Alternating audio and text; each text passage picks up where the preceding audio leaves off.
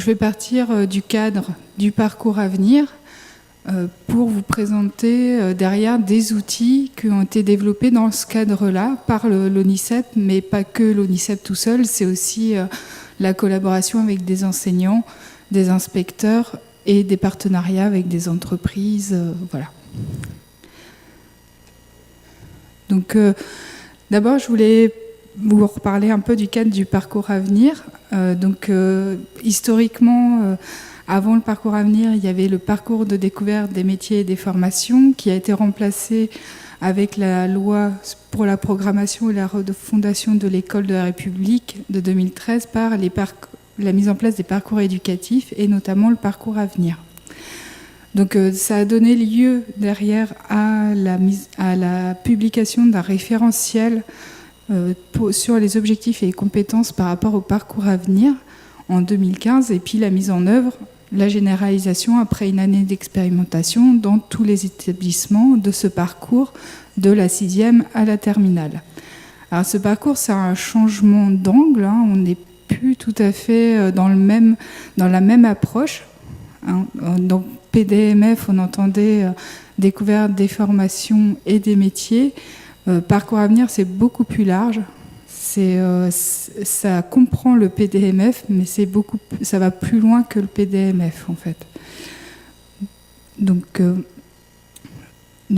Les enjeux par rapport à ce parcours à venir, c'est d'amener les élèves à comprendre le monde économique et professionnel, les métiers et les formations. Le monde économique et professionnel, c'est plus large que la compréhension des métiers et puis des formations par lesquelles on arrive au métier. C'est aussi comprendre dans quel environnement socio-économique on évolue, comment évolue le monde du travail aujourd'hui et la société. Donc ça va vraiment plus loin que la notion de métier et de formation. L'objectif de ce parcours à venir, c'est aussi de renforcer l'accompagnement des élèves et aussi l'accompagnement des familles pour comprendre en fait les enjeux de l'orientation. Et puis ça rentre aussi dans les grands objectifs de l'éducation, donc d'améliorer notamment les qualifications, d'augmenter le niveau de qualification des élèves, d'améliorer l'insertion professionnelle des jeunes. Ça, c'est un des grands enjeux au niveau de l'éducation, mais c'est aussi un enjeu économique assez fort. Et puis, donc, évidemment, derrière, on parle de la réussite scolaire des élèves et puis toutes les problématiques dont a parlé Célénie tout à l'heure par rapport à la représentation aussi, de prendre en compte la représentation des métiers par rapport aux stéréotypes de genre, par rapport aussi aux classes socio-professionnelles des élèves, d'amener les élèves à faire un choix éclairé, c'est-à-dire d'amener les élèves à comprendre tous ces enjeux-là autour des métiers et des formations pour qu'ils puissent faire un choix éclairé. Et bien sûr, en fait, tout ça, ce sont des choses qui s'acquièrent progressivement tout au long de la scolarité. C'est aussi favoriser, le parcours à venir, c'est aussi favoriser la réversibilité des choix de l'élève. C'est-à-dire que quand l'élève fait un choix, qu'il puisse avoir le droit à l'erreur, revenir sur son choix et de manière positive. Quand je dis droit à l'erreur, souvent on y pense forcément de manière négative dans un premier temps, mais que ce droit à l'erreur doit devenir en fait quelque chose de positif pour l'élève. Ouais, je ne vais pas revenir sur les représentations des filles et des garçons, mais ça fait effectivement vraiment partie aussi de ce parcours à venir et à tous les niveaux. Donc, le parcours à venir a été défini avec 3 grands objectifs. Découvrir le monde économique et professionnel, développer le sens de l'engagement et de l'initiative et élaborer son projet d'orientation scolaire et professionnelle. Donc là, on voit bien que le parcours à venir est très large, puisque l'orientation entre dans le parcours et fait évidemment partie du parcours à venir, mais c'est un des objectifs de ce parcours.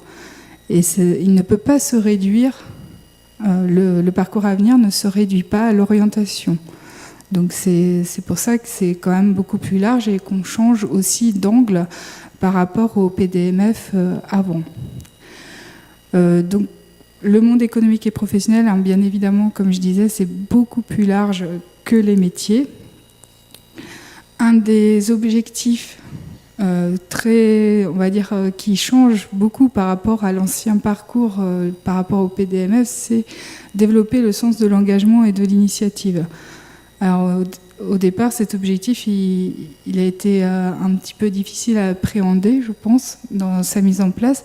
Donc, en fait, ça correspond à tout ce qu'on peut faire au niveau projet dans les établissements. Mais le projet dans sa notion la plus large. Un projet de réaliser une exposition dans un établissement, enfin tout type de projet, en fait, d'activité de projet dans l'établissement, que ce soit lié ou non à l'orientation et au projet professionnel ou scolaire de l'élève. Alors pourquoi cet objectif-là? Parce qu'en fait, derrière, il y a la notion de projet et de développer des compétences transversales qui sont aujourd'hui en fait très importantes, notamment dans les milieux du travail. Donc savoir travailler en équipe, savoir prendre des initiatives, planifier. Donc c'est aussi des compétences qu'on va utiliser pour développer son projet d'orientation. Donc il y a quand même un lien avec le projet d'orientation, mais il y a aussi ces compétences transversales qui sont importantes à développer. Aussi le sens de la créativité. On parle beaucoup d'innovation aujourd'hui, qui sont... aujourd'hui, c'est pas un secteur, c'est... comment dire, un domaine clé, en fait,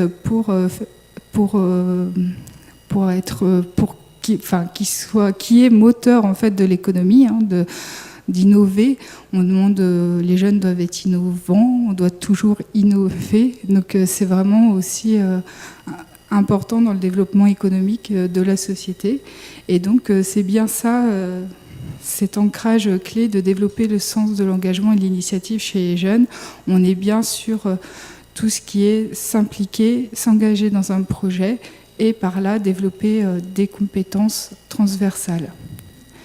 Et puis donc le dernier objectif, élaborer son projet d'orientation scolaire et professionnelle, donc évidemment qui relie les autres objectifs. Donc il faut aussi connaître les voies de formation, les voies d'accès au monde économique et professionnel, et puis tout le travail autour des stéréotypes et des représentations des métiers.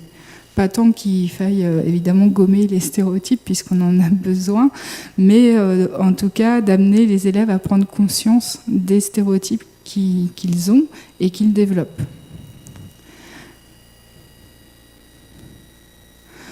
Donc la grande nouveauté au niveau de la mise en place du parcours à venir, c'est l'ancrage disciplinaire. Alors cet ancrage disciplinaire, il est important puisqu'on est sur un parcours éducatif. Donc qui dit éducatif, c'est qu'il concerne l'ensemble de la communauté éducative. Tout le monde est acteur pour le parcours à venir, pour l'accompagner auprès des jeunes, pour le développer.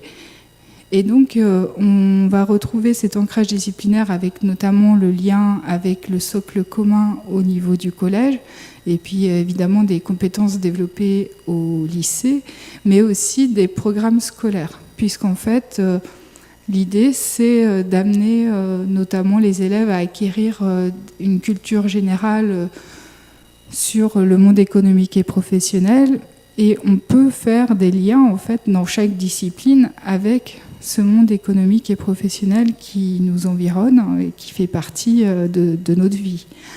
Donc l'idée, c'est que dans chaque discipline, on puisse, à certains moments, c'est pas forcément tout le temps, mais au moins faire parfois des liens avec la société dans laquelle on vit, en fait.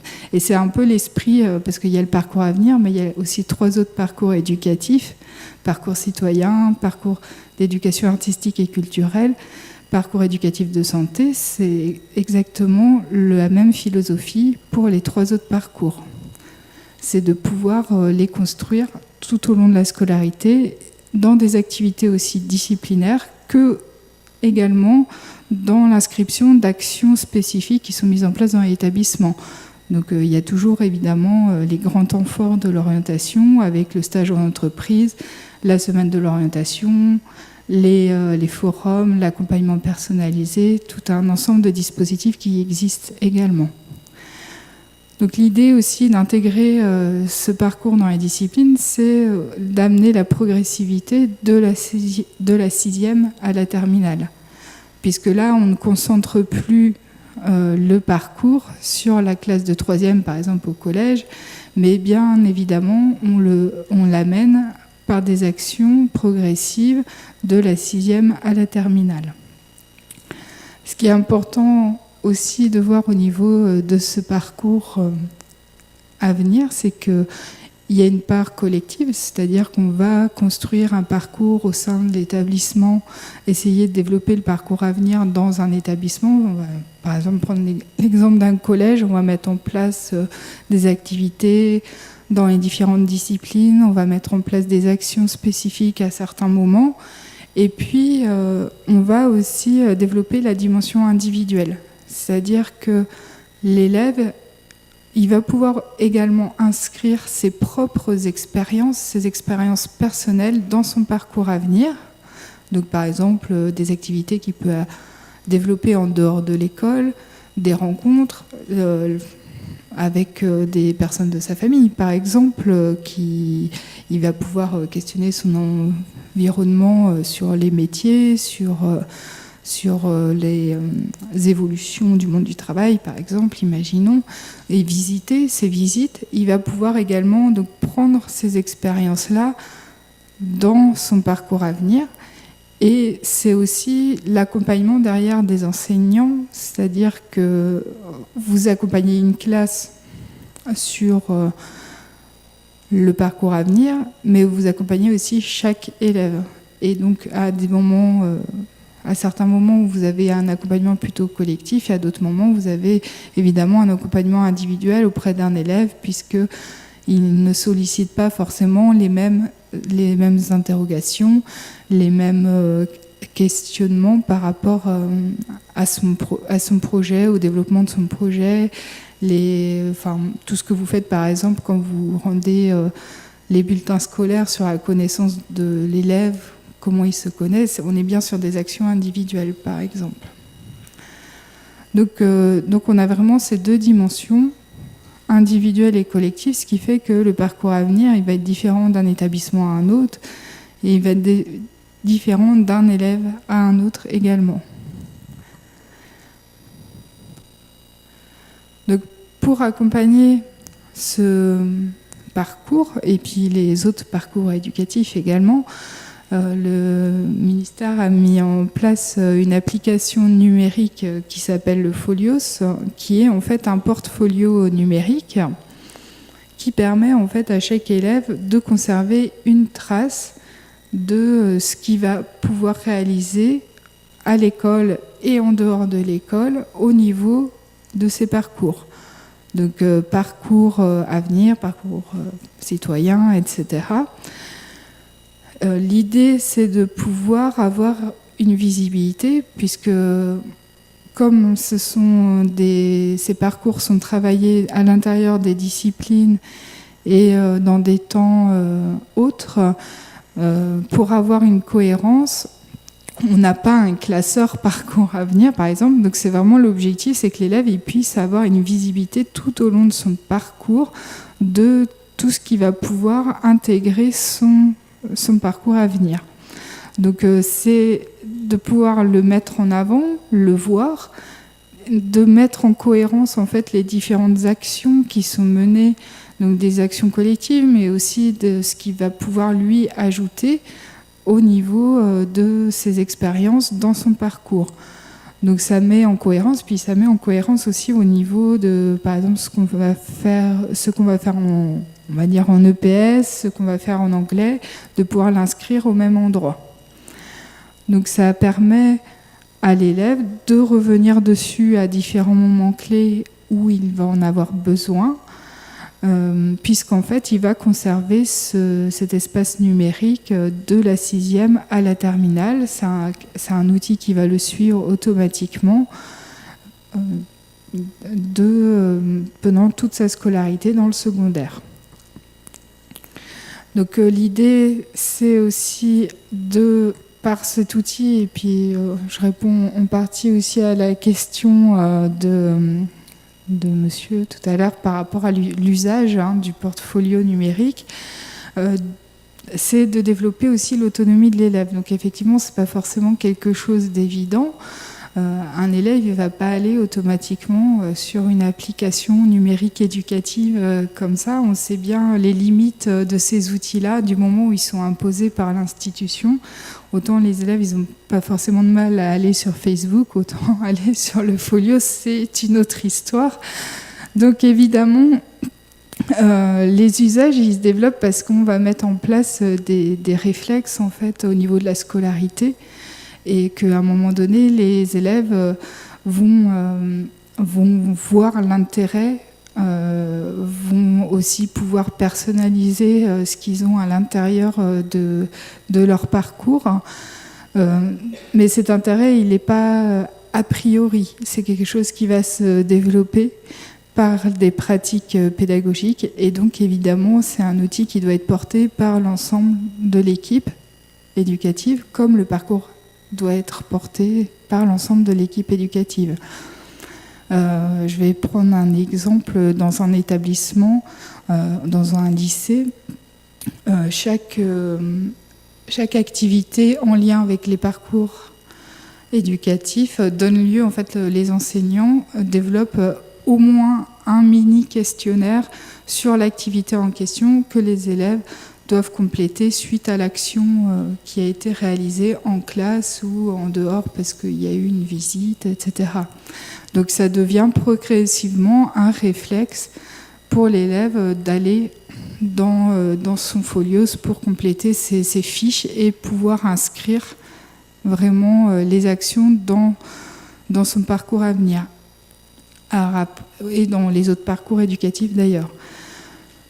Donc après, c'est comme ça que l'élève va pouvoir développer son autonomie puisque les usages vont venir par ailleurs. Mais effectivement, la première chose, c'est que ce soit l'équipe éducative qui développe une autonomie par rapport à l'outil. On va dire ça comme ça, et puis qui voit l'intérêt aussi de l'usage de cet outil pour leurs élèves. Juste quelques chiffres pour dire un petit peu comment ça fonctionne dans l'académie. L'année dernière, c'était à peu près, c'était 400 établissements où il y avait des connexions élèves. Alors quand je dis qu'il y avait des connexions élèves, ça ne veut pas dire qu'ils avaient forcément développé une pratique d'usage. Donc quand je parle des établissements publics dans l'académie, parce que autant on va avoir des établissements où on va avoir des groupes d'élèves qui vont se connecter régulièrement, ce qui n'est pas forcément le cas pour tous les établissements. Donc on va dire sur les 400 établissements, il y en a à peu près une bonne moitié, un peu plus que la moitié, qui développaient un réel usage régulier tout au long de l'année. Ce qui correspond en fait sur une année scolaire, en regard par rapport à l'an passé, on était environ à 110 000 connexions élèves sur l'année. C'est pas énorme, mais c'est un premier pas puisque l'application, c'est la première année entière scolaire où elle a vécu.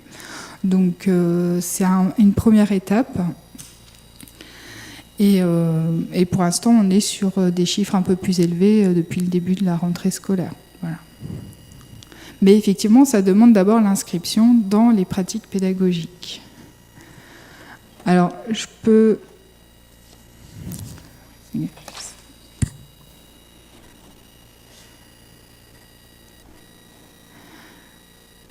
vous montre juste rapidement un élève qui a dans un établissement scolaire. Donc là, je suis connectée comme enseignante et donc chaque enseignant a une visibilité de ce que fait l'élève. Donc là, voilà l'espace d'un élève de 6e. Donc c'est l'ouverture cette année, puisque c'est la première année en 6e où ils peuvent bénéficier de l'application. Donc là est présent notamment des activités mises en place par les enseignants. Donc il y a une activité de découverte de métier, on va dire, sur le qui suis-je, l'idée étant de retrouver des métiers à partir d'une définition et de construire une définition pour faire deviner à ses camarades. On va retrouver des bilans à un moment donné, de pouvoir faire le bilan avec son professeur principal de son année ou du premier trimestre. Voilà. Donc ça, c'est des outils qui ont été construits par les enseignants et que l'élève va conserver dans son espace tout au long de sa scolarité. C'est-à-dire qu'en 5e, le professeur principal va pouvoir accéder à cette fiche bilan, par exemple, qui a été fait en 6e. Alors après, tout dépend, ça reste au choix de l'élève, puisque c'est son espace, donc il peut aussi choisir de supprimer. Il n'y a pas d'obligation de conserver tous les documents. Donc c'est aussi, vous voyez qu'il y a des codes couleurs, donc le bleu pour le parcours à venir, ici on est en orange, on se retrouve dans le parcours d'éducation artistique et culturelle. Donc l'ensemble des parcours qui sont intégrés dans le Folios. Donc, voilà. Donc là par exemple, on est vraiment sur le début. Alors, on accède... donc ça, c'est l'espace documentaire où l'élève va pouvoir conserver une trace et on va pouvoir aussi consulter son profil où l'élève va pouvoir se décrire, intégrer sa photo et puis préciser ses centres d'intérêt et puis faire évoluer ce profil tout au long de ces années. Donc voilà pour l'exemple d'un élève, et puis également le CV que là je vous montrerai pas puisqu'en 6e ils construisent évidemment pas de CV, voilà. Ou alors ils remplissent juste les informations personnelles, mais du coup on va éviter d'aller sur les informations personnelles d'un élève. Donc voilà, on est sur une démarche où l'élève va vraiment pouvoir conserver d'année en année ces différentes informations, ces recherches, et pouvoir revenir à des moments clés en se disant, voilà, là je suis en 3e, qu'est-ce que j'ai fait, qu'est-ce que j'ai découvert, vers quoi ça peut m'amener comme projet et comment ça peut m'accompagner en fait dans la construction de choix par rapport à mon orientation. Donc essayer de développer cette démarche réflexive chez l'élève par rapport à son construit dans son parcours. Donc là, c'est par rapport au fonctionnement de l'outil. Vous voyez qu'il y a en fait un accès différent selon son profil. Chacun accède avec des droits différents. Donc l'équipe éducative, l'élève, mais également les parents. Donc on a aussi l'inscription des parents dans cette application qui peuvent voir ce qui se fait au niveau de la classe, au niveau des différents parcours éducatifs. Cette application permet d'intégrer aussi les deux dimensions, la dimension collective avec la classe et la dimension individuelle, où l'élève a son propre espace qui n'est pas tout à fait privé puisque l'équipe éducative y accède, mais qui est en partie privé puisque c'est lui qui le gère. Donc c'est l'élève qui accepte les documents qu'on lui envoie, c'est l'élève qui gère son espace, qui peut supprimer, qui peut ajouter des choses dedans. Donc il y a aussi un ensemble de ressources qui sont proposées sur les différents parcours, que ce soit au niveau du parcours à venir ou des autres parcours éducatifs, et qui sont proposés pour les enseignants et pour les élèves et pour les parents également. Donc je vous ai montré le profil rapidement. Donc en fait l'élève il va pouvoir ici valoriser ses centres d'intérêt, ses atouts, ses compétences en langue et aussi amener ses différentes idées de projets qui vont pouvoir évoluer au fur et à mesure. un CV où il va pouvoir en fait capitaliser l'ensemble de ses expériences. Donc ça, c'est intéressant à partir où l'élève commence à faire des petites expériences. Donc par exemple à partir du stage de 3e, par exemple. L'intérêt, c'est que ce CV, il va pouvoir aussi l'utiliser réellement comme outil, puisqu'il va pouvoir l'exporter et l'envoyer dans des entreprises pour chercher des stages ou des jobs un peu plus tard. L'intérêt, c'est surtout qu'il va pouvoir détailler ses expériences, ses missions, qu'est-ce qu'il a fait pendant son stage. Donc ça, c'est aussi un apprentissage qui va lui servir tout au long de sa scolarité et puis derrière, tout au long de sa carrière également. Et donc, ce que je vous montrais tout à l'heure, l'espace où l'élève va pouvoir intégrer ses recherches, les travaux qu'il fait en classe, mais aussi les expériences qu'il vit en dehors de l'école. Et tout ça sur l'ensemble des parcours éducatifs.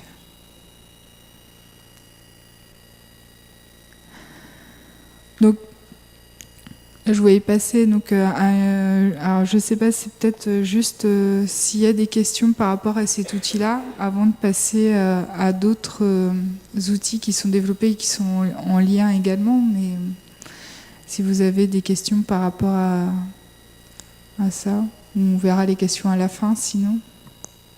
Oui, il y a une question.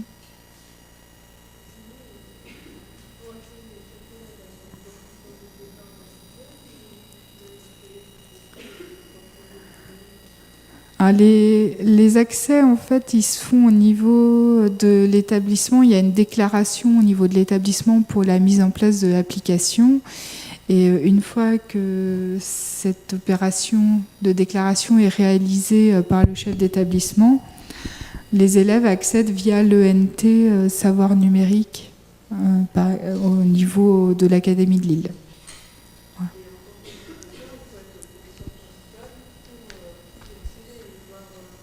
Non, pas du tout. Donc en fait, c'est vraiment accessible par l'ensemble de l'équipe éducative.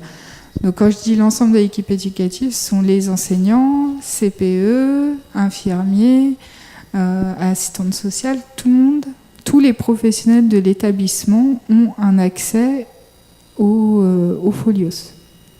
Et là, si je veux avoir mes identifiants, pour avoir les identifiants, il faut faire quoi en tant que professeur?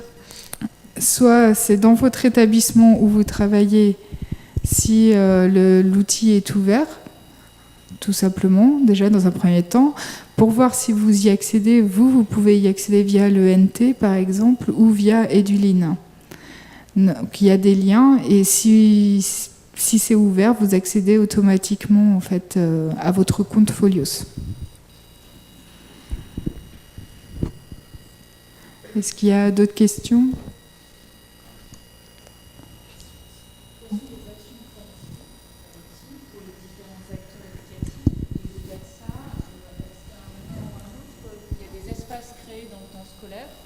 Pour justement développer les usages de l'outil. Alors, au niveau des temps de formation, donc pour l'instant c'était beaucoup l'ONICEP qui a été porteur des formations et les conseillers d'orientation psychologues qui sont psychologues de l'éducation nationale aujourd'hui, qui eux ont tous été formés et ont beaucoup accompagné l'outil dans l'académie. Aujourd'hui, en action de formation, il y a un parcours à distance sur la plateforme Magister qui est accessible sur inscription libre. Donc c'est de l'auto-formation. En 3 ou 4 heures, on peut être inscrit à l'année. Il y a un forum pour poser ses questions, donc qui est accessible tout au long de l'année. Et il y a également, moi j'anime des ateliers régulièrement à Canopée sur la prise en main de l'outil. Au niveau des temps, au niveau scolaire, alors moi je ne travaille pas en établissement, mais de ce que je relève des expériences, c'est très différent déjà selon la configuration et l'équipement des établissements. C'est-à-dire s'il y a des salles pupitres, comment elles sont accessibles. S'il y a parfois des espaces numériques qui sont accessibles en dehors des salles pupitres également. Donc je sais que souvent dans les établissements, le CDI, c'est un espace clé. Souvent au niveau numérique aussi, l'accès à des ordinateurs de manière libre pour les élèves, pas seulement en salle informatique avec un enseignant. Et donc aussi, ça dépend effectivement aussi de vous, de vos accès aux salles pupitres. Donc il y a pas, ça peut se faire. Donc parfois il y a des cours qui se font en salle pupitre et à ce moment-là ils peuvent y accéder à ce moment-là. Ou alors les élèves peuvent y accéder aussi de chez eux puisque c'est une application numérique, donc c'est accessible de partout. Donc, je ne sais pas si je réponds vraiment à la question. Il n'y a pas de temps dédié spécifiquement dans l'établissement par rapport à l'application Folios ou même au parcours Avenir. Hein. Tout dépend des projets qui sont organisés au sein de l'établissement. Voilà. Il y a quand même une dimension, enfin, je me dis si j'étais 50 ans plus tôt et que j'étais élève, il y a une dimension quand même mettre en avant un certain nombre de choses à accès à un grand nombre de personnes. Comment ils se positionnent les élèves par rapport à ça? Je donne des infos perso, très perso finalement, que l'enseignant va pouvoir voir, que les parents vont pouvoir voir. Alors, ça c'est une première dimension, en tout cas, quand je fais des ateliers ou des formations ou par rapport au parcours magistère où c'est expliqué qu'il faut en tout cas expliquer aux élèves qui peut regarder leur espace. Ça c'est très important. Après, les enseignants, parfois, ils constatent qu'il y a des moments d'expression libre sur l'outil, mais ils peuvent toujours alerter aussi leurs élèves par rapport à attention quand même à ce que tu mets, puisque toute l'équipe en fait, de l'établissement peut accéder et regarder ton espace. On est vraiment sur un outil pédagogique, on n'est pas sur un outil personnel en fait. Même si derrière il y a une volonté pour que ce soit un espace personnel et d'expression, il faut quand même avertir sur ce sur quoi les élèves peuvent s'exprimer. Et ça fait partie aussi des apprentissages numériques, évidemment, à l'école. Voilà. Mais parfois, c'est assez étonnant, c'est quand les enseignants se connectent, ils constatent aussi qu'il y a des élèves qui ne s'expriment pas forcément en classe, utilisent en fait l'outil pour s'exprimer sur eux, en fait. Donc, voilà. Donc ça peut aussi avoir un effet positif, puisqu'on n'est pas toujours dans une relation duel directement, mais on passe par un tiers, un lieu tiers où on peut s'exprimer.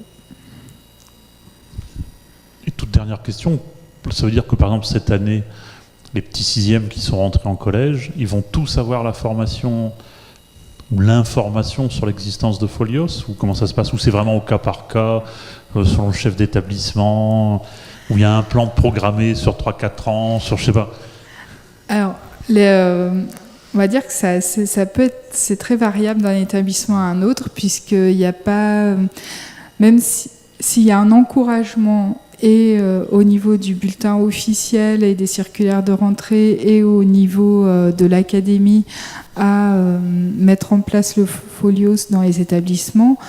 Après, c'est le chef d'établissement qui reste maître des outils qu'il met en place. Donc forcément, les situations sont plutôt inégales au niveau d'un établissement à un autre. Après, ici dans l'Académie de Lille, on est plutôt dans une dynamique positive par rapport à cet outil.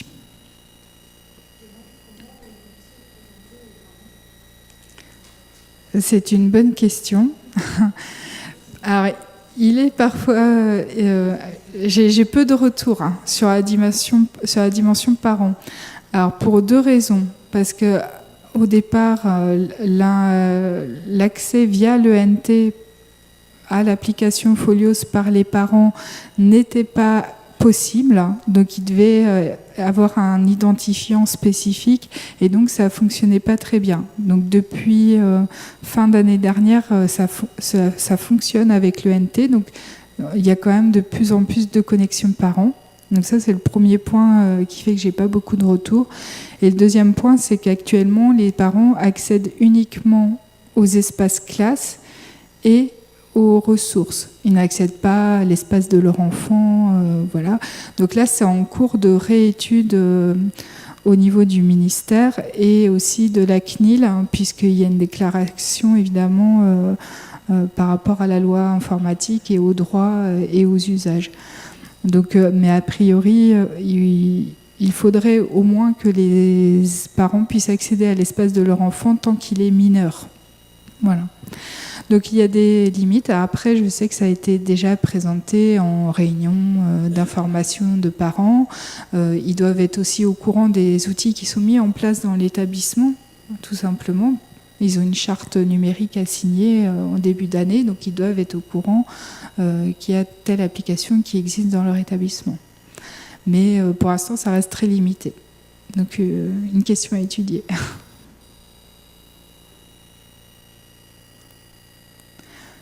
Donc, je vais poursuivre sur des applications qui ont été mises en place. Alors, ce n'est pas des applications, c'est des outils pédagogiques qui ont été développés dans le cadre du parcours à venir pour intégrer les enseignements disciplinaires. Donc à l'ONICEP, on est donc un éditeur public et on a été notamment chargé par le ministère de développer des outils pour le parcours à venir, puisque ça fait partie de notre champ d'application. Donc quand le parcours à venir est arrivé, il a fallu nous repositionner par rapport au fait que les activités devaient intégrer les enseignements disciplinaires. Et pour ça, c'était un axe très important à développer. Donc on a développé des collaborations avec des enseignants, des inspecteurs, des psychologues de l'éducation nationale et des branches professionnelles pour développer de nouveaux outils qui pourraient intégrer la dimension parcours à venir et notamment l'ancrage disciplinaire. Donc donc il a été créé un portail pour recenser l'ensemble des outils. Alors, actuellement, ils ne sont pas tous ancrés dans les enseignements disciplinaires, mais de plus en plus, on essaye d'arriver à avoir des outils aboutis dans ce cadre-là. Donc ce portail,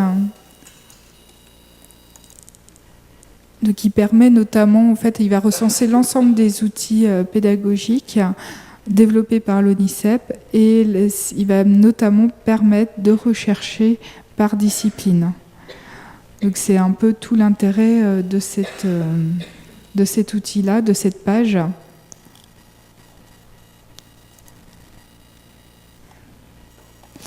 Voilà, donc on a la possibilité d'activer une recherche par discipline pour trouver des activités pour découvrir le monde économique et professionnel, travailler les différentes dimensions du parcours à venir. Donc on va retrouver de manière assez variable en fait, des activités qui sont liées et qui peuvent intégrer le programme scolaire, donc qui ont été créés en lien avec le programme scolaire. Donc, dans cette perspective-là, je voulais vous présenter deux outils de manière un peu plus spécifique qui ont notamment été conçus ici dans l'Académie de Lille avec des enseignants, ce qui me permet aussi de vous montrer des retours de ce qui a pu, des retours d'établissement. Je suis partie. Voilà. Donc le premier outil que je voulais vous présenter, c'est Pro de Sciences. Alors c'est un outil comme il porte son nom, on est sur des disciplines scientifiques. Donc c'est un outil qui a été développé en partenariat avec la Fédération française de sociétés scientifiques et Médiachimie. Donc c'est aussi un outil qui a comme perspective de développer et de sensibiliser les élèves à des vocations scientifiques, puisque on est un peu en mal de vocations scientifiques dans les études supérieures. Donc ce projet, il a été réalisé sur 1 an et demi à peu près, dans 6 académies, avec des groupes d'enseignants et d'inspecteurs, l'ONICEP, et des entreprises partenaires, des laboratoires de recherche également. Donc l'idée, c'est de partir, vous voyez, je ne sais pas si vous voyez bien, mais on a bracelet connecté, casque de réalité virtuelle, imprimante 3D, lampe à fibre optique. Donc c'est de partir d'un objet de la vie, qui intègre de plus en plus la vie quotidienne, donc ces fameux objets connectés, et de pouvoir travailler autour de cet objet-là pour découvrir les métiers, les formations qui peuvent être derrière ces différents objets. Donc ça a été comment on travaille dans ce cadre-là. On monte un groupe académique avec différents partenaires et notamment les enseignants. Et donc ces contenus pédagogiques, ils ont été tous testés en classe et réajustés à la fin de l'année en fonction des retours des élèves et puis du fonctionnement des enseignants également. Donc l'idée de ces projets, on est vraiment basé sur la pédagogie par projet. Donc ça, c'est, pour rappel, l'objectif 2 du parcours à venir. Donc on est vraiment sur cette pédagogie-là.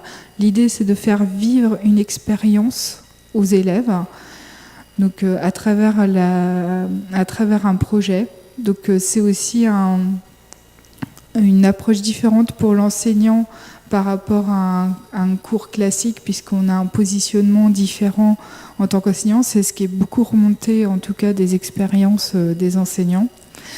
L'idée est d'amener les élèves aussi à développer leur esprit critique par rapport à notamment ces objets connectés, puisque ça a des conséquences aussi sur la société, sur le fonctionnement. Donc il n'y a pas, dans ce projet-là, il n'y a pas que le parcours à venir, il y a souvent le parcours citoyen, parfois le parcours éducatif de santé également, et même le PEAC, qui sont également associés.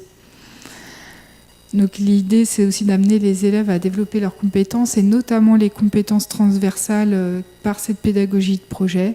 Donc travailler en équipe, savoir planifier les tâches dans l'élaboration du projet, savoir aussi communiquer, ce qui est très important aussi dans la démarche de projet. Et donc, par là, développer aussi leur compréhension du monde économique et professionnel. Donc, ces projets, ils sont complètement intégrés dans les disciplines scolaires. Donc, il y a des projets qui se passent au niveau du collège, des projets qui se passent au niveau du lycée général et technologique, des projets au niveau du lycée professionnel également. Et donc, ils intègrent les 3 objectifs du parcours à venir, puisqu'on a la découverte du monde économique et professionnel, on a la démarche de projet, donc l'engagement et l'initiative, et on a la découverte des formations et le travail autour des stéréotypes également. Et donc, on a le lien aussi avec les autres parcours éducatifs. Donc, de manière un peu plus concrète, je vais partir sur un des projets qui est la maison connectée, qui s'est déroulé en classe de 5e, mais qui peut être réalisé en classe de 5e, 4e ou 3e, et qui a associé les mathématiques, la technologie, les arts plastiques et le français. Alors, vous voyez que là, on n'est pas que sur les disciplines scientifiques. C'est pas le cas de tous les projets. Il y a des projets qui sont vraiment que centrés sur les disciplines scientifiques, mais il y a d'autres projets qui se sont ouverts à d'autres disciplines également. Ce qui est important aussi, c'est la démarche interdisciplinaire. Donc ça, c'est très important dans ces projets-là.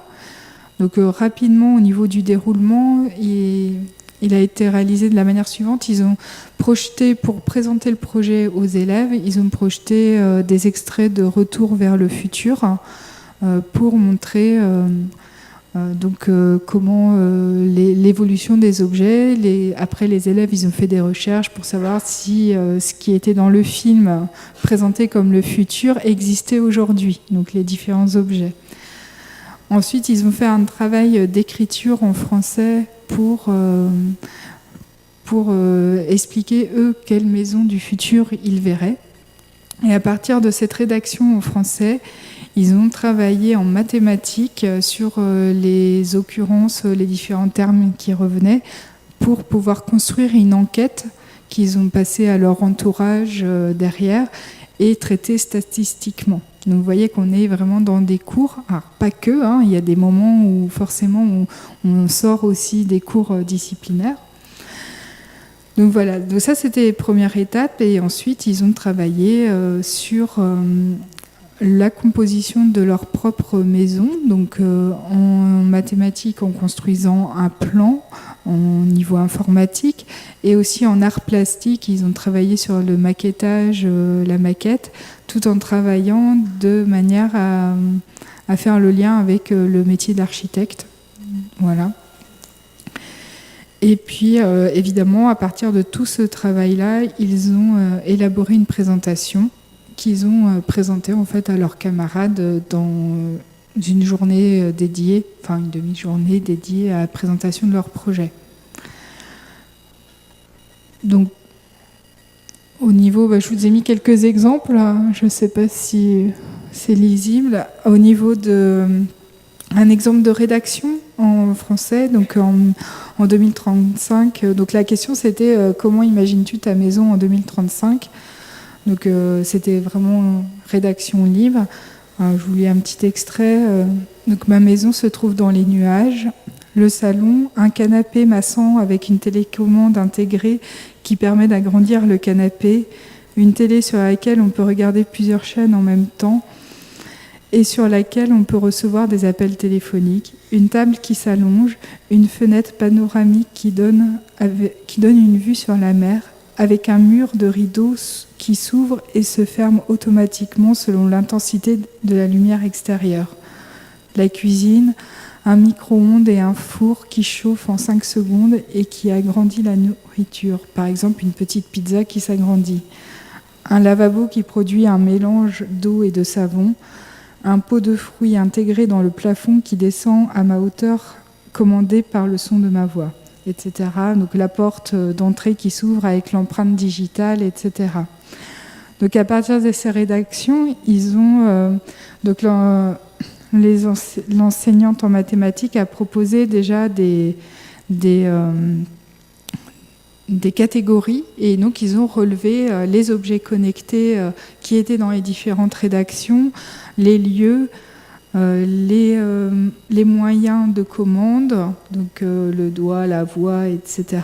et tout ce qui était lié à l'écologie et notamment aux énergies.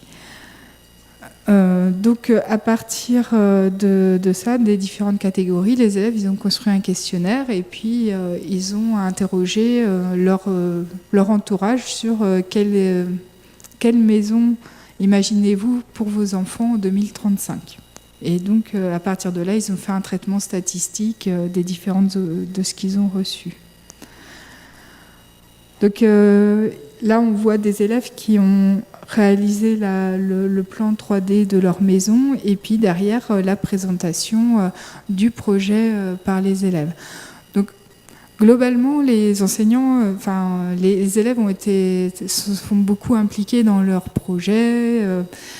Par contre, au niveau des enseignants, ce qui a été relevé, c'est que ça prend plus d'heures forcément que uniquement les cours disciplinaires.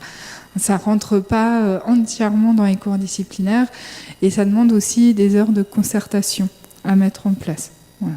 Mais ça, on va dire, c'est un peu lié à la pédagogie, à cette pédagogie-là.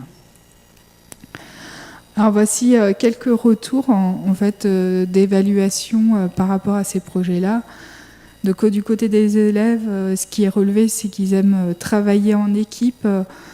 De pouvoir aussi rassembler tout ce qu'ils ont vu dans les différentes disciplines au même endroit. Donc, pour eux, ça fait du sens en fait. au niveau, ils ont aimé aussi pouvoir vraiment relier les différentes disciplines. Donc les enseignants, ils ont vu que ça permettait de faire des ponts en fait entre les différentes matières. Et du coup, pour ça, c'était intéressant aussi pour les enseignants. Après, il y a le côté créatif aussi qui a été relevé par les élèves parce qu'ils ont fait des maquettes. Là, j'ai pas amené de photos, mais il y a vraiment les maquettes. Ils étaient très libres aussi dans leur créativité. Donc ça, c'est aussi intéressant aussi de laisser développer cette créativité par les élèves. Donc voilà, ça c'est un retour d'expérience par rapport à ce type de projet.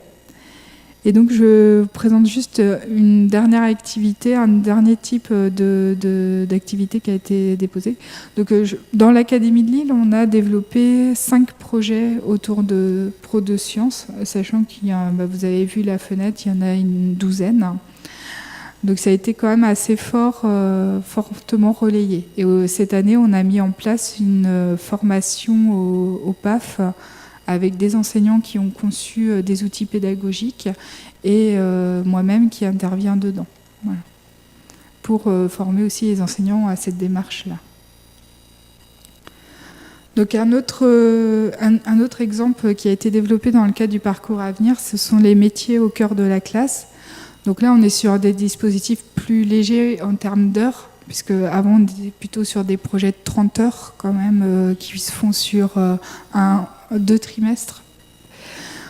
Ici, on est sur un projet qui peut se faire sur 1 heure classe, 1 heure ou 2 heures classe. Ça dépend de la manière dont on l'aborde. Donc c'est pareil, c'est le résultat d'un groupe académique réunissant des enseignants de différentes disciplines. Ce sont des activités qui sont conçues de manière interdisciplinaire. Donc là, l'objet de ces... ici, on les appelle les fiches métiers. Ce ne sont pas tout à fait des fiches métiers, mais ce sont des activités sur des métiers, effectivement. Là, ce qui était intéressant aussi, c'est que dans leur construction, il y avait un lien avec le professionnel. C'est-à-dire que les enseignants qui ont construit ces fiches sont allés aussi à la recherche de professionnels. Alors pourquoi ?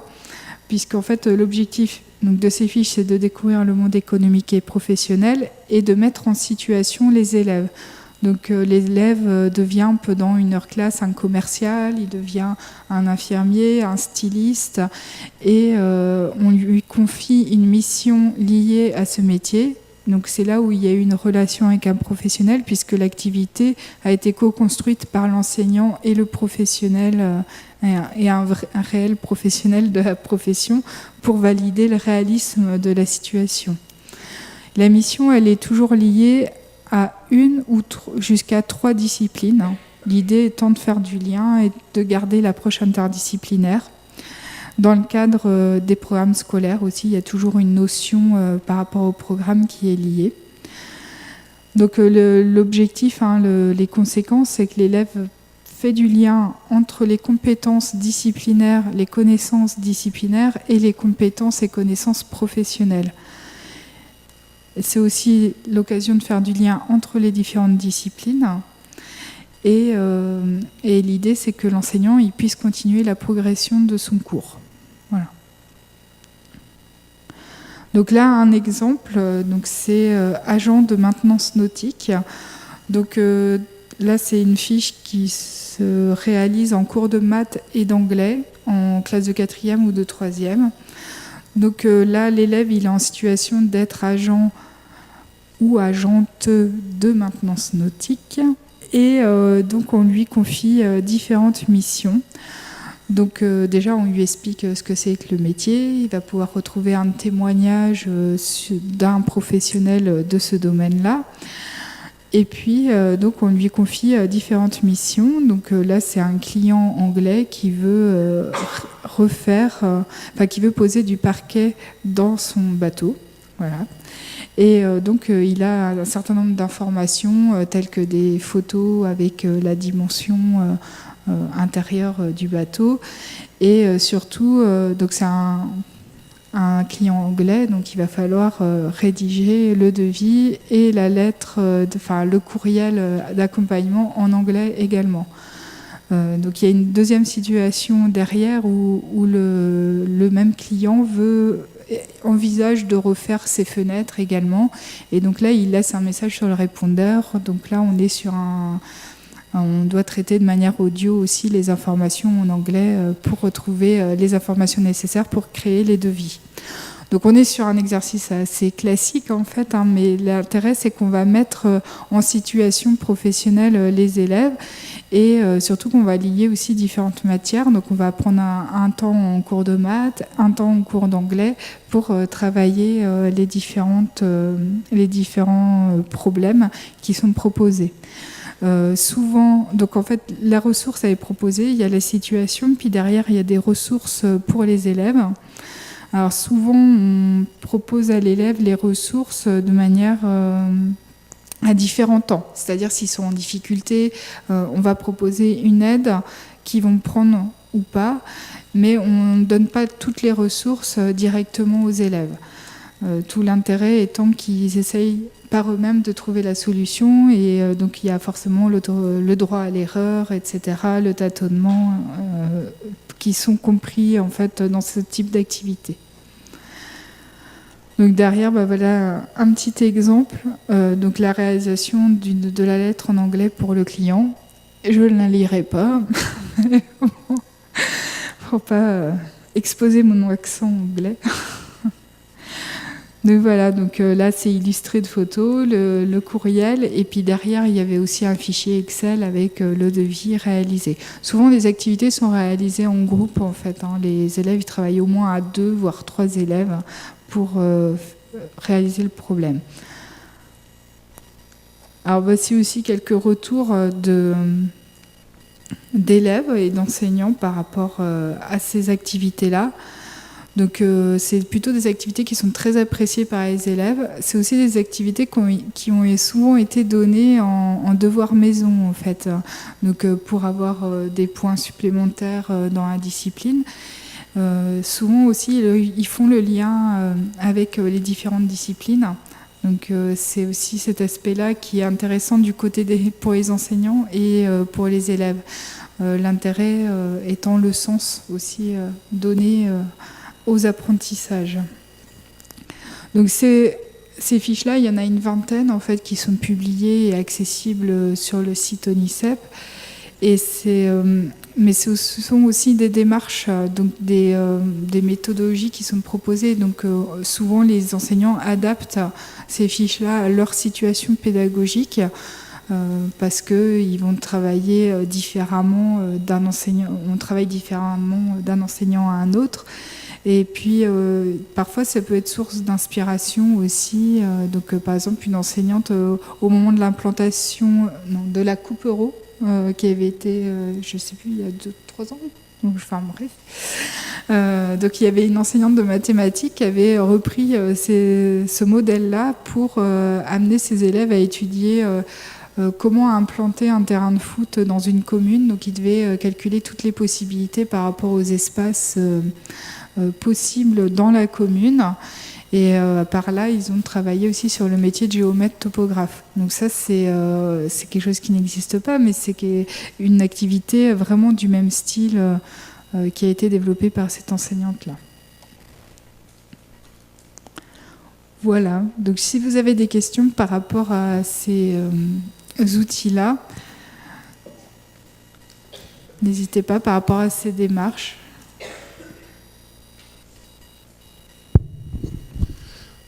On vous écoute.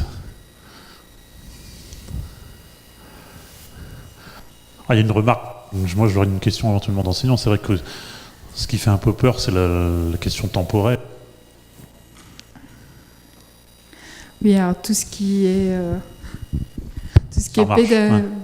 est pédagogie par projet, souvent ça prend plus de temps, surtout quand c'est la première fois. Là, c'était des premières fois, donc les retours sont là. Mais par contre, en termes d'implication des élèves, les retours sont plutôt très positifs. Donc ça a été fait dans différents types d'établissements, des établissements REP+, où parfois il y a des déperditions d'élèves en cours d'année, où là ils ont noté, alors après c'est des retours de terrain, c'est pas quantitatif, mais en tout cas ceux qui se sont investis dans ces projets-là ont trouvé qu'il y avait moins de déperditions d'élèves. Alors après, ça reste tout à fait subjectif tant que c'est pas quantitatif, on va dire. Voilà. Mais là, c'est très centré finalement sur les disciplines et les compétences disciplinaires. Bon, évidemment, il n'y a pas le recul puisque ça vient d'arriver. Est-ce que ça change quelque part l'information et la vision des métiers? Je pense que oui aussi, à moyen terme. Oui, puis surtout, ça permet d'augmenter le nombre de métiers parce que souvent, on reste autour des mêmes métiers. Donc là, par exemple, si je prends l'exemple d'agent nautique, c'est pas forcément le premier exemple. C'est souvent d'ailleurs quand je présente ces outils-là, la première chose qu'on me dit, mais ça va pas intéresser les élèves, c'est pas un métier qu'ils veulent faire. Alors déjà, on n'en sait rien puisqu'ils le connaissent certainement pas, mais en plus, l'objectif c'est pas de connaître le métier, mais c'est de voir que ce qu'on apprend à l'école sert derrière pour développer des compétences professionnelles. Donc c'est vraiment là où est l'intérêt. Donc c'est en tout cas ça augmente quand même la connaissance des différents métiers et puis ça permet de voir que même dans les métiers scientifiques, ce n'est pas que les disciplines scientifiques qui comptent, ce sont aussi tout ce qui nous permet d'apprendre à écrire, à communiquer. Voilà, donc ça c'est important aussi, ça ouvre le champ des possibles. On va dire. Les questions, toujours pas. Enfin, j'en avais une éventuelle. Il est prévu, est-ce que ça existe, des sortes de tests d'auto-positionnement par rapport à mon orientation, je suis en terminale, voilà, je voudrais faire tel, pour être dans l'actualité quelque part aussi des compétences après pour l'université. Voilà, j'aimerais bien faire une licence de. Voilà un petit peu ce que je sais faire, ce que je sais pas faire, ou est-ce que c'est pas prévu si je veux aller en médecine, voilà, un peu les compétences qui sont demandées. Je parle même pas de serious game ou de choses où on pourrait se mettre à la place d'eux pour essayer de régler un certain nombre de problèmes, mais est-ce que c'est prévu ces éléments-là? Pour moi, non. Une de nos difficultés derrière, c'est d'associer des enseignants, puisque aujourd'hui, on peut plus développer des outils sans associer des enseignants. Donc c'est aussi des investissements aussi peut-être à venir, mais donc il faut aussi trouver des cadres pour pouvoir développer ce genre de projet. ProDeSciences, là c'était un projet qui avait été financé aussi par des partenaires. Donc c'est toujours aussi la question délicate des financements derrière qui est posée. Voilà. Toujours pas de questions? D'autres questions? Je crois qu'il y a des enjeux, puis on arrêtera là. Un des enjeux quand même extrêmement importants, c'est celui de la formation. Parce que c'est vrai que c'est pas intégré quelque part dans le cursus de nos jeunes enseignants pour l'instant. La question d'orientation, c'est très très peu d'heures dans un cursus général, si on prend 2 heures, 2 ans. Je ne sais même pas s'il y a 2 heures sur ces thématiques-là. C'est vrai que ça devient une des missions et qu'on a longtemps vu ça comme une activité périphérique du prof principal et puis on s'en occupe au moment du conseil de classe et puis voilà, c'est fini. Et là, on se rend bien compte qu'avec ce système de parcours, c'est presque les contenus pédagogiques qui sont aussi au cœur, les contenus scientifiques, les contenus scolaires qui sont aussi impactés. Donc je suis étonné qu'il n'y ait pas plus un plan de mobilisation de la communauté éducative, parce que les collègues, ils ont tellement de choses à faire en même temps, que si c'est vraiment la priorité, ça me semble complexe de les mobiliser comme ça sur le bénévolat, sans dégager de temps de formation pour tout le monde. Mais c'est pas prévu ça au niveau ministère ou je sais pas. Là, je ne peux pas répondre pour le ministère. Moi, je sais que ça fait partie de l'évolution de mes fonctions moi-même à l'ONICEP, puisque Au départ, on n'est pas formateur, hein, c'est pas notre fonction principale. Et puis depuis quelques années, on est venu sur ces fonctions-là. Donc voilà.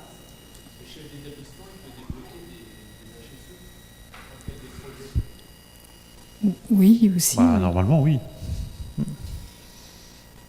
Moi, j'avais une toute petite remarque. Il y a une approche qui s'appelle l'approche orientante qui vient du Québec, qui a été notamment initiée par Pelletier et Gingras. Je voulais savoir si, parce que ce que tu as présenté au niveau des projets, de la pédagogie de projet, ça s'appuie vraiment sur cette démarche en fait de l'approche orientante.